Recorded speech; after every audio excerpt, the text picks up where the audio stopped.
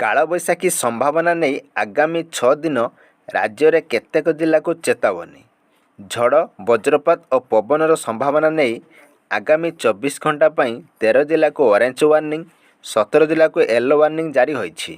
ଆଗାମୀ 6 ଦିନ ଅର୍ଥାତ୍ ମେ 31 ତାରିଖ ସକାଳଠାରୁ ଜୁନ୍ 6 ତାରିଖ ସକାଳ ସୁଦ୍ଧା କାଳବୈଶାଖୀ ସମ୍ଭାବନା ନେଇ ରାଜ୍ୟରେ କେତେକ ଜିଲ୍ଲାକୁ ଚେତାବନୀ ଜାରି କରିଛି ଆଞ୍ଚଳିକ ପାଣିପାଗ ବିଭାଗ। ଝଡ଼, ବଜ୍ରପାତ ଓ ପବନର ସମ୍ଭାବନା ନେଇ ଆଗାମୀ 24 ଘଣ୍ଟା ପାଇଁ 13 ଜିଲ୍ଲା ସୁନ୍ଦରଗଡ଼, ମୟୂରଭଞ୍ଜ, କେନ୍ଦୁଝର, ବାଲେଶ୍ୱର, ଝାରସୁଗୁଡ଼ା, ଦେବଗଡ଼, ସମ୍ବଲପୁର, ଅନୁଗୁଳ, ବୌଦ୍ଧ, କନ୍ଧମାଳ, ବଲାଙ୍ଗୀର, ନୂଆପଡ଼ା, କଳାହାଣ୍ଡି ଜିଲ୍ଲାକୁ ଅରେଞ୍ଜ ୱାର୍ଣ୍ଣିଂ ଜାରି ହୋଇଥିବା ବେଳେ ଅନ୍ୟ 17 ଜିଲ୍ଲାକୁ ୟେଲୋ ୱାର୍ଣ୍ଣିଂ ଜାରି ହୋଇଛି।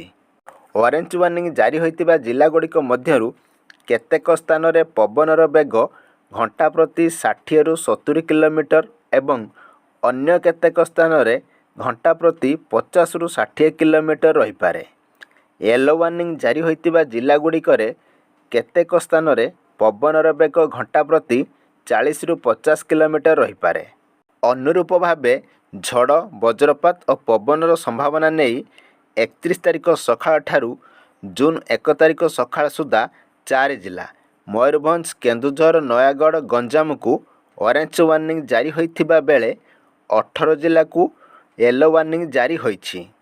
ଝଡ଼, ବଜ୍ରପାତ, ପବନର ସମ୍ଭାବନା ନେଇ ଜୁନ୍ 1 ତାରିଖ ସକାଳଠାରୁ 2 ତାରିଖ ସକାଳ ସୁଦ୍ଧା 3 ଜିଲ୍ଲା କନ୍ଧମାଳ, ଗଞ୍ଜାମ, ଗଜପତିକୁ ଅରେଞ୍ଜ ୱାର୍ଣ୍ଣିଂ ଜାରି ହୋଇଥିବା ବେଳେ 15 ଜିଲ୍ଲାକୁ ୟେଲୋ ୱାର୍ଣ୍ଣିଂ ଜାରି ହୋଇଛି।